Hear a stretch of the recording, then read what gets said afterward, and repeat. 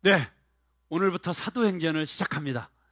그런데 이 사도행전 시작부터 제 마음속에 너무너무 기대가 되고 흥분이 되고 감격이 있습니다. 왜냐하면 이 사도행전을 통해서 하나님께서 우리들에게 놀라운 성령의 권능을 부어주시기 때문입니다. 여러분, 이 사도행전 이 1년 동안의 시리즈를 통해서 우리 교회뿐만이 아니라 여러분 한 사람 한 사람의 개인적인 삶 가운데, 그리고 여러분의 가정에, 여러분의 일터에 성령이 임하시고 성령께서만 주실 수 있는 놀라운 능력이 임하는 한 해가 되실 줄로 믿으십니까? 여러분, 이 성령의 권능을 주시겠다는 것이 주님의 약속입니다. 이 약속을 받은 제자들이 주님의 약속 그대로 모여서 기도할 때 성령이 임하셨고, 그 성령의 권능을 받은 제자들을 통해서 상상할 수 없는 일이 일어나기 시작했습니다.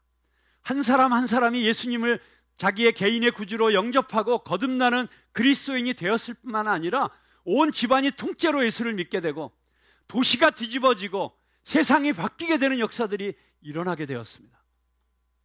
여러분, 이런 일들이 올 한 해 일어나게 될 줄로 믿습니다. 여러분, 그런데 많은 그리스도인들이 우리가 요한복음을 공부하면서 예수 그리스도의 십자가의 복음의 그 놀라우신 은혜와 능력을 경험하셨을 것입니다. 그런데 십자가를 통해서 예수님께서 우리에게 구원을 주셨다는 사실에 대해서는 다 받아들이지만, 그리고 아멘하고 믿습니다, 저도 구원받은 하나님의 자녀가 되었습니다, 이 고백을 하는 것은 별로 어렵지 않습니다만, 오직 성령이 너희에게 임하시면 너희가 권능을 받고, 이 권능을 받는다는 것에 대해서는, 성령 충만을 받는다는 것에 대해서는, 그래서 나를 통해서 성령의 역사가 나타나고 성령의 은사들이 나타난다는 것에 대해서는 별로 확신이 없는 성도들이 많은 것 같아요. 여러분, 성령이 임하시면 어떤 일들이 일어납니까? 성령이 임하시면 가장 보편적으로 일어나는 일 가운데 방언이 터지고, 또 지식의 은사, 지혜의 은사가 임해서 내가 공부하지 않았는데, 경험하지 못했는데도 깨달아 알게 되고, 또 내 입술을 통해서 나가는 말들이 예언의 말씀이 나가게 되고, 내가 손을 얹어 기도할 때 병든 자들이 낫게 되고, 어떤 문제 가운데, 우울증 가운데,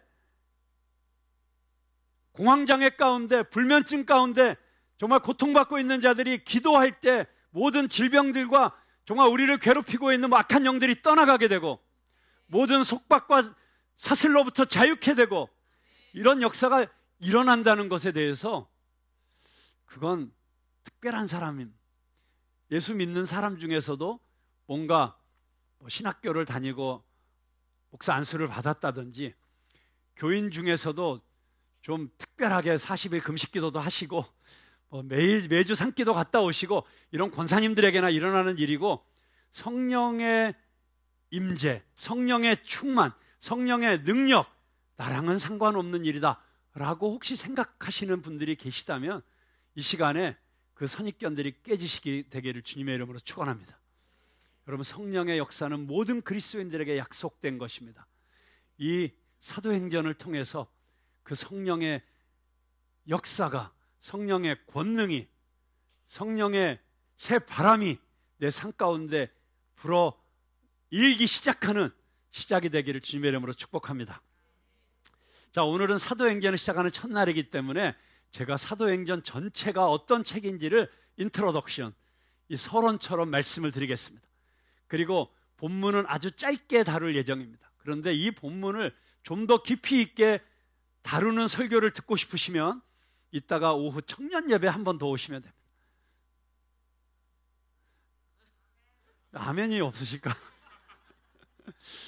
우리 최종열 목사님이 오후에 사도행전 1장 1절부터 11절을 아주 자세히 다루는 설교를 하시게 될 것이고, 저는 사도행전 전체를 한꺼번에 조망하는 오늘 말씀을 이 아침에 여러분에게 드리게 될 것입니다. 그리고 이 이야기를 듣다 보면 여러분들이 점심 식사하시고 정원 모임 하시고, 그리고 오후 청년 예배도 또 가고 싶은 마음이 왠지 들 것 같은 예감이 지금 저에게는 들고 있습니다.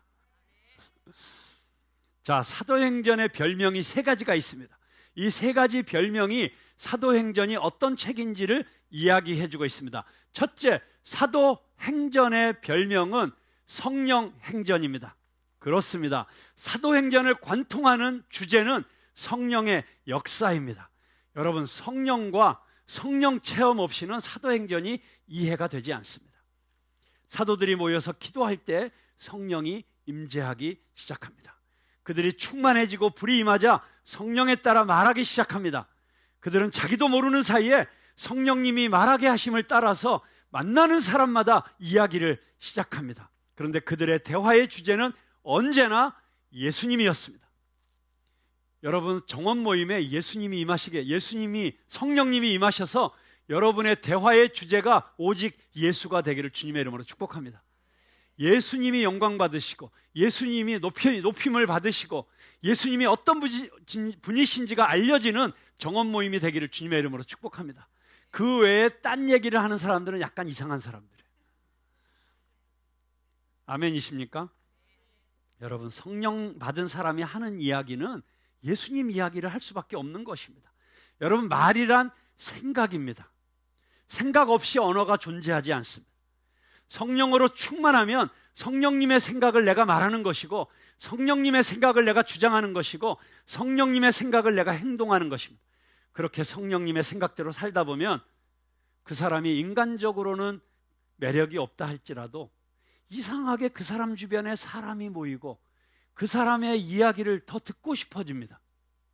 여러분, 인간적인 이야기를 화려하게 하면 처음에는 아주 팬시하고 와, 뭐가 있어 보이고, 그래서 듣다가 한두 번 들으면 공허해지는 그런 느낌 받아보신 적 없으세요? 근데 예수님 이야기를 하면 어눌하고 투박하고 촌스러운 것 같아도 이상하게 만나고 오면은 내 마음속에 뭐가 남는 것 같고, 그래서 또 얘기하고 싶고, 그 사람을 또 만나고 싶고, 그 사람을 이야기를 또 들어보고 싶은, 그래서 그 사람 주변에 사람들이 모이는, 여러분, 이게 부흥이에요. 여러분, 우리 교회에 사람이 그냥 많이 모이는 게 부흥이 아니에요. 이곳에서 오직 예수님이 높여지시고, 이곳에 오면 예수님을 만나게 되고, 그리고 이곳에서 되어지는 설교가, 찬양이 예수 그리스도를 높이고 증거하고 예수님을 알려주는 것이기 때문에 이 얘기를 더 듣고 싶어서, 예수님을 더 알고 싶은 목마른 영혼들이, 배고픈 영혼들이 저절로 끌려올 수밖에 없어서 이 자리에 가득 차게 되는 것, 그것이 진정한 부흥이라고 믿습니다. 여러분, 사도행전의 사람들은 한 사람도 예외 없이 성령을 받았습니다. 성령 받은 성도들에게서 기적과 치유와 회복과 부흥이 나타납니다. 성령의 폭발적이고 집단적인 임재가 예수님의 꿈과 비전이었던 교회를 이 땅에 탄생시킵니다. 예루살렘에서 시작된 개척교회가 예루살렘에서 사마리아로, 아시아로, 로마로 퍼져나가게 됩니다. 그리고 그 모든 고비마다 성령님이 역사하십니다. 그래서 사도행전의 두 번째 별명은 교회 행전입니다. 사도행전의 역사는 교회의 역사입니다. 모든 시대의 교회가 언제나 다시 돌아가야 될 모델과 같은 교회가 바로 이 사도행전에 나타나고 있는 교회인 것입니다. 여러분, 그 사도행전의 교회의 특징이 무엇입니까? 제 목회의 스승이시고 저의 영적인 정말 스승님이셨던, 그리고 이 땅에서 바로 그 사도행전적 교회를 세우는데 생명을 바치셨던 하용조 목사님께서 사도행전의 교회를 10가지로 정의를 합니다. 갑자기 부담스러우시죠? 10가지. 그러면 도대체 얼마나 긴 설교를 할 것인가? 여러분, 이 10가지 교회의 모습이 어떤 모습인지를 1년 동안에 여러분들에게 이제 자세하게 말씀드릴 것이기 때문에 오늘은 제목만 말씀드릴 것입니다. 첫째, 사도행전의 교회는 성령 충만한 공동체이다. 두 번째, 예수의 삶을 사는 공동체이다. 세 번째, 날마다 기적이 일어나는 공동체이다. 여기에 괄호 열고, 가장 위대한 기적은 병이 낫고 홍해가 갈라지는 것이 아니다. 용서와 사랑이 기적이다. 원수가 친구가 되고 이혼했다가 다시 가정이 연합하고 남과 북이 하나 되는 것이 기적이다. 괄호 닫고. 이건 하용조 목사님이 하신 말씀 그대로 인용한 거예요. 네 번째, 고난 속에서도 복음을 전하는 공동체이다. 베드로, 스데반, 바울 얼마나 고난을 많이 받았는가. 다섯 번째, 거룩과 성결과 정직을 추구하는 공동체이다. 찔리십니까? 왜 아멘이 적어지십니까? 다시 하겠습니다. 다섯 번째, 거룩과 성결과 정직을 추구하는 공동체이다. 여섯 번째, 평신도 리더를 세우는 공동체이다. 올해 저희 교회 가장 중요한 사명 중에 하나가 이제 평신도 리더들을 세우는 거예요. 그냥 직분만 받는 게 아니라 진정한 리더들을 세우는 원년이 될 것이라고 저는 믿습니다. 지금까지는 우리 목회자들이 너무 많은 일을 했어요. 쓸데없이. 그러니까 대상포진 걸리고, 그러니까 신방세동 오고, 그러니까 더 이상 얘기하지 않겠습니다. 여러분, 목회자들이 해야 되는 일이 뭡니까? 오직 말씀과 기도에 전념해야 됩니다. 그럼 다른 일을 누가 해야 돼요? 네, 맞아요. 우리 장진희 권사님 정답을 말씀하셨습니다. 한 번 더 크게 외쳐주세요. 원래 하셨던 대로.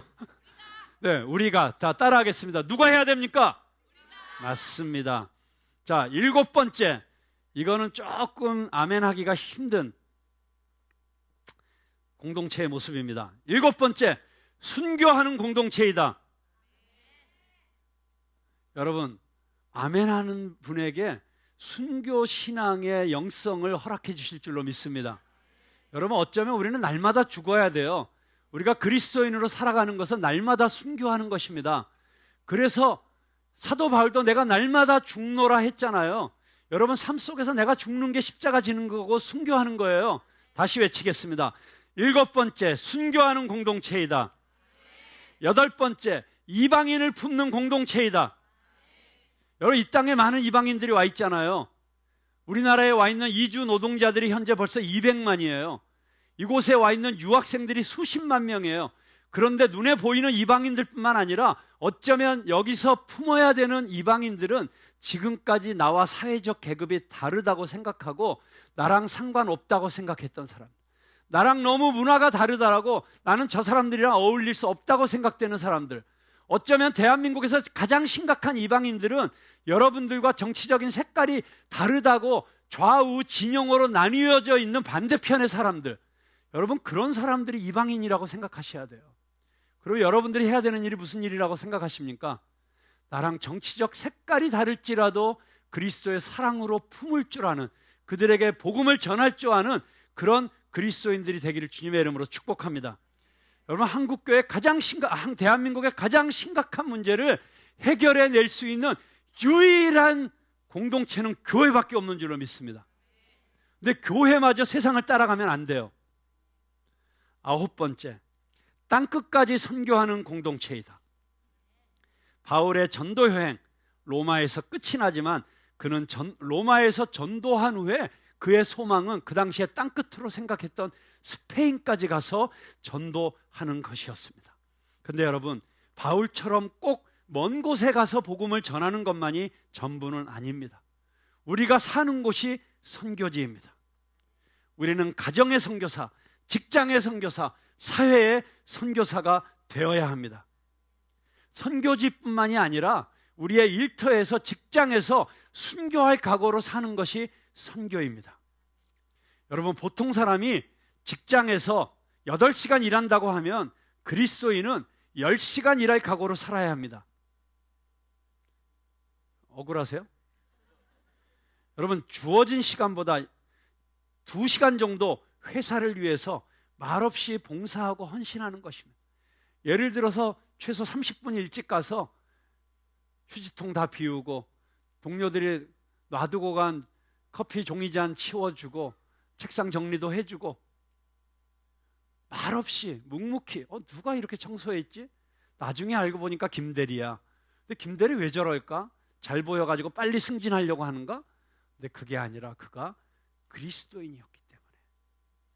여러분, 지금까지 사회에서 기독교인들이 비난받고 손가락질 받은 이유 중에 하나는 직장에서 제일 얌체가 기독교인들이다.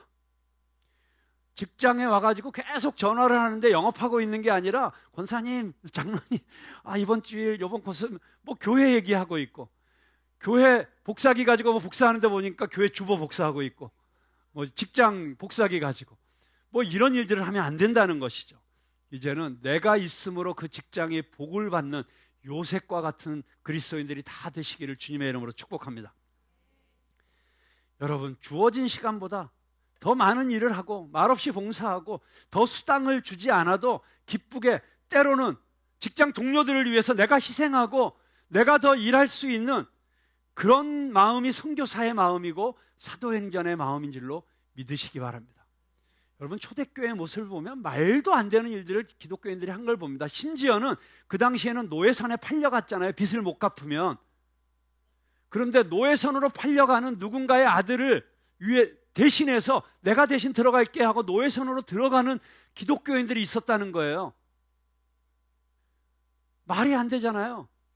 또라이잖아요. 미쳤잖아요. 그런데 미치지 않으면 미치지 못한다. 불광불급. 여러분, 우리 그리스도인들이 세상 사람들이 보기엔 약간 그렇게 보일 수 있게 되기를 주님의 이름으로 축복합니다. 10번째, 사도행전 29장을 계속 써가는 공동체이다. 액트 29. 여러분, 지금 온누리교회 청년들이 왜 여기 와서 자기 교회도 아닌데 주일 아침마다 와서 봉사합니까? 지금 여러분 눈에는 몇 명이 보이지 않습니다. 그런데 보이지 않는 곳에서 약 30여 명의 온누리교회 청년들이 헌신적으로 봉사하고 있어요. 왜요? 우리 교회가 건강하게 세워지기를 원해서, 우리 교회 안에 이제 또 다른 청년들이 많이 일어나기를 원해서, 그 시간 동안 이 교회에 필요한 일손이 되어줌으로써 이 교회가 스스로 일어서기를 원해서. 여러분, 그런데 그렇다면 우리가 계속 그런 도움을 받고 있어야 될까요? 아니죠. 이제는 우리 교회가 또 다른 작은 교회들을 개척하고, 개척한 작은 교회들이 일어서지 못할 때 일어설 수 있도록 우리가 할 수 있는 모든 지원을 다하는 그런 교회가 되어갈 때 사도행전 29장의 역사가 계속 쓰여지게 되는 줄로 믿으시기 바랍니다. 당장 우리가 섬겨야 될 또 다른 개척교회가 있죠. 그게 오후 3시에 새롭게 시작한 우리 청년교회예요. 가보면 너무 열악합니다. 정말 몇 명 없습니다. 그런데 정말 우리 눈앞에 있는 청년교회도 못 섬기면서 무슨 멀리 있는 선교지를 돕고 무슨 농촌에 있는 교회를 돕겠습니까? 먼저 우리 청년교회를 돕는 우리 성도들 다 되시기를 주님의 이름으로 축복합니다. 자, 3번째, 사도행전의 3번째 별명은 전도행전입니다. 에덴 동산 이후로 당신의 형상을 따라 지은 인간들이 하나님이 되고자 하는 그 교만으로 인해서 그 눈에 보이는 안목의 정욕, 육신의 정욕, 이생의 자랑에 그 사탄의 시험에 넘어가서 타락한 이후로 하나님의 마음, 하나님의 꿈은 한 번도 흔들려 본 적이 없습니다. 그분의 초점은 잃어버린 영혼의 구원이었습니다. 예수님께서 우리에게 보여주신 하나님의 모습은 누가복음 15장에 있는 돌아온 탕자의 비유 속에서 자기에게 가슴에 칼을 꽂고 집을 나간 그 둘째 아들이 돌아오기를 기다리며 날마다 문 밖에 서서 동구박극을 바라보는 그 아버지의 마음, 그분의 마음을 알기 때문에 친히 인간의 몸을 입고 이 땅에 오신 하나님의 아들 예수 그리스도와 그분이 선택하신 구원의 방법, 이 십자가의 복음을 세상 모든 사람에게 전하는 것이 전도입니다. 예수님은 왜 교회를 세우셨는가? 성령님은 왜 교회를 탄생시키시고 양육하시고 완성하시는가? 바로 인류를 구원하시기 위해서입니다. 따라서 교회의 비전은 명확하고 분명합니다. 우리의 할 일도 아주 분명하고 너무나도 정확합니다. 교회의 초점은 잃어버린 한 영혼을 구원하는 하나님의 비전에 맞춰져 있어야 됩니다. 여러분, 교회의 표, 교회의 사명, 비전 스테이트먼트라고 하죠. 사명 선언문, 이런 것이 지역에 따라서 그 교회의 어떤 색깔에 따라서 다 다를 수 있어요.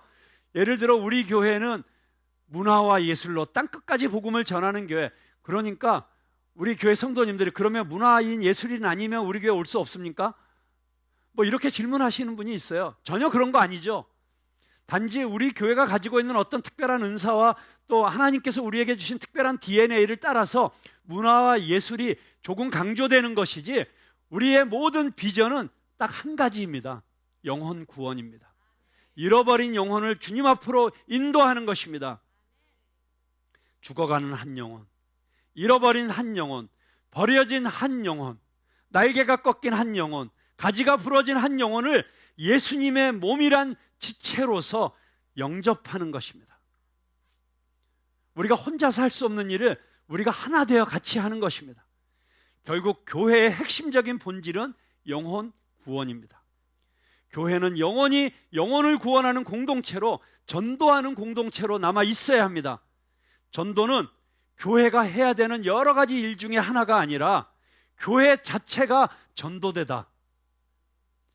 여러분, 푸른나무 교회 안에 있는 어떤 특정한 몇 사람만이 푸른나무 교회 크루세이드 또는 뭐 푸른나무 문화선교단 뭐 이런 식으로 전도에 나서는 게 아니라, 우리 모두가 각자의 은사를 가지고 각자의 손에 들려진 것을 가지고 전도팀의 일원이 되어야 되는 것입니다.